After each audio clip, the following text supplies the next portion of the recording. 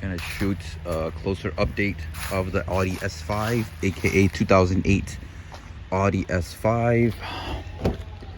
I didn't really do any interior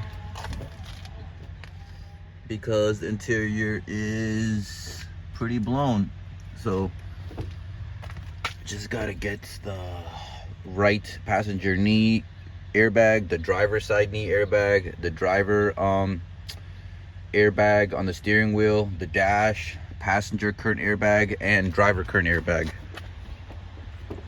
Besides the airbags and the windshield, there's nothing really to do in the car. I don't have anything for the airbags, so I'm just not gonna mess with the airbags and stuff like that.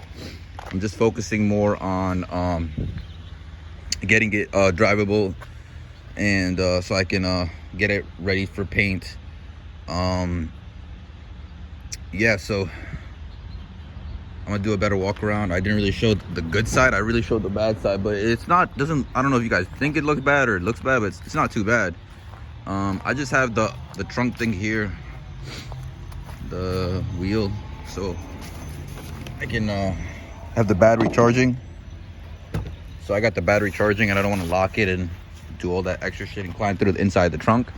So I just have that sitting down. I cracked the trunk open a little bit. It hasn't rained. It's not gonna rain this week, so no problem. So let me do the walk around. I noticed the paint's a little bit like flat here. I don't know what that's about. Maybe just some sun damage or something, but maybe it needs a buff. So this is the other side, the rear. Basically nothing in the back on any side is really messed up. Not even the suspension. I checked the suspension. The suspension is completely good. On both sides, the suspension is pretty good. The wheels, everything, there's nothing wrong with it. I'm gonna take it to get an alignment done, but there's nothing wrong with the suspension.